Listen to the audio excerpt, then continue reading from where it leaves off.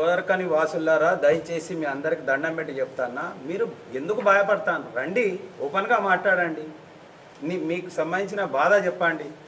తప్పకుండా గోదర్కన్లో అన్ని రకాల వ్యక్తులు ఉన్నారు, మీకు ఇబ్బంది ఉన్న వాళ్ళు బయటకు వస్తే మాట్లాడడానికి ఉన్నారు. మా డ్రైవర్ ఏడో చూసి తీసుకపోయా చెప్పండి.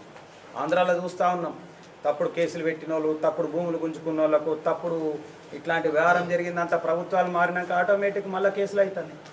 ఇది శాశ్వతం కాదు. 3 ఏళ్ళు 30 ఏళ్ళు గిట్ట అనుకోదు కాళ్ళు. 3 ఏళ్ళు పోయినాక మళ్ళీ చాలు.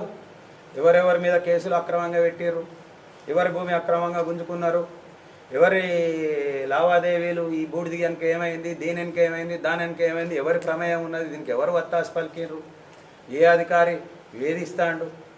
అనవసరంగా వేదేకండి. తప్పు చేస్తే మీరు యాక్షన్ తీసుకోండి. కానీ మొన్నటికి మొన్న అంత మంచి ఏసీపీ అధికారి, ఒక గొప్ప అధికారిని పట్టుకొని మీరు తూలనాడతారు. మీరు ఆయనను ఎట్లా అందరూ కొట్టనికి వచ్చినట్టే పోతాను. అంతకుముందు ఒక ఎండిఓ అధికారి కూడా ఆయనను విపరీతంగా తిట్టే వరకు 2 రోజులకు హార్ట్ స్ట్రోక్ వచ్చి చనిపోయింది. అధికారులు ఇక్కడ పనే చేస్తలేరు, భయపడతారు, ఎప్పుడు పోదామని చూస్తారు. సరెండర్ అయిన వాళ్ళే పనిచేస్తారు. అధికారులకు కూడా అంటున్నాయి, ఈడ కాకపోతే ఇంకొకడ మీరు ఉద్యోగం చేస్తారు, జీతం వస్తుంది. ఎందుకు ఇంత మనం ఈ విధంగా వ్యవహారం చేయాలి? కొంతమంది, అందరూ అంటలేము, కొంతమంది కండు వేసుకున్నట్టే పని చేస్తారు. కాబట్టి ఇంకా ఇవన్నీ విషయాల మీద కూడా మళ్ళీ కంటిన్యూ మాట్లాడతాం. ఆర్ఎఫ్సీల మీద మాట్లాడే, ఓసీఫైలో ఇవాళ జీతాలు పెంచే క్రమం ఉన్నది. మేము 2023 ఫిబ్రవరి రోజు పెంచినాం. 24లో 2000 పెంచాల్సింది, 25లో 2000 పెంచాల్సింది. అది మామూలుగా నా సొంటోడు బక్కసక్కటోడు చేస్తాడు. నువ్వు రేవంత్ రెడ్డి దగ్గర, రేవంత్ రెడ్డి మా ఇంటినే ఉండే, మా ఇంటినే తినే, బండి సంజయ్ మా ఇంటినే ఉండే అని ఇవన్నీ చెప్తా ఉంటావు. మరి నువ్వు 2000 4000 కాదు, ఇంకొక 4000 పెంచు.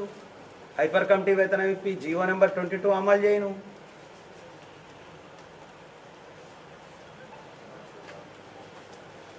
ఉంటుంది బరాబర్.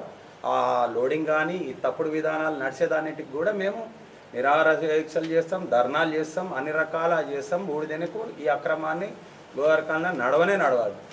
అంతా ట్రాన్స్పరెన్సీగా నడవాలి. అసలు ఎన్టీపీసీ అధికారులు ఎందుకు భయపడతానరా? వాళ్ళకు కూడా వాటాలు ఉన్నాయా? కేంద్రంకు వాటా ఉన్నది, ఎన్టీపీసీకి వాటా ఉన్నది, కాంగ్రెస్కు వాటా ఉన్నది. ఇవన్నీ ఎవరి కాళ్ళకు చేసిన నాడు ఇక్కడ ₹1 లావాదేవీ జరగదు, ఓవర్లోడ్ జరగదు, ఏమీ జరగదు. అందరు బాగుంటారు. ఇవాళ లారీలు 1500 లారీలు కుటుంబాలు మంచిగా అవుతాయి.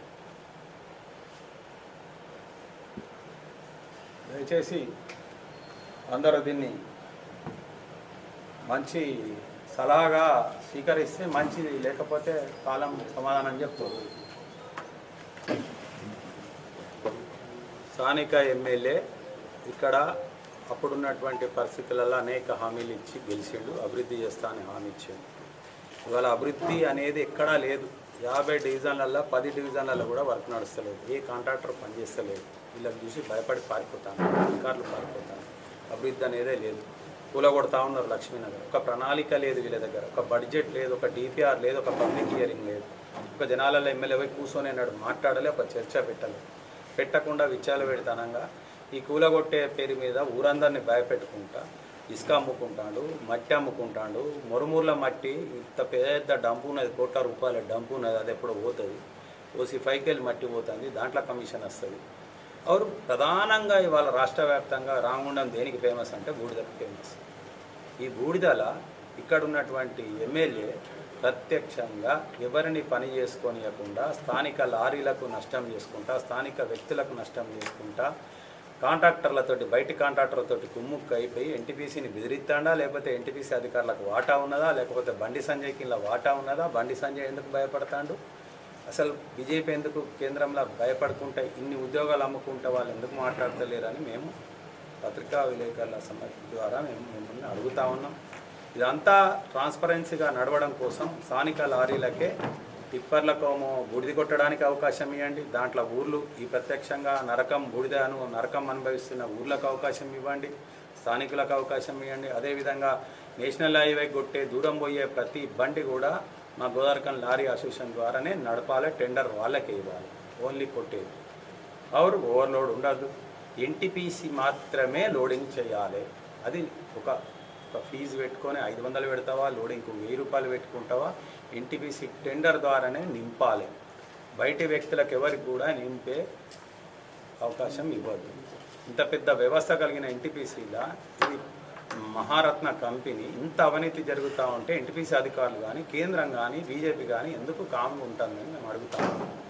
అవరు మకాన్ సింగ్కి ఏం చిత్తశుద్ధి ఉన్నా కానీ మీ ప్రమేయం లేకుండా ఇక్కడ స్థానిక ప్రజలందరూ బతికే విధంగా ఈ లోకల్ లారీలకు బయట లైన్ బండ్లకు టిప్పర్లకే అవకాశం ఇవ్వండి.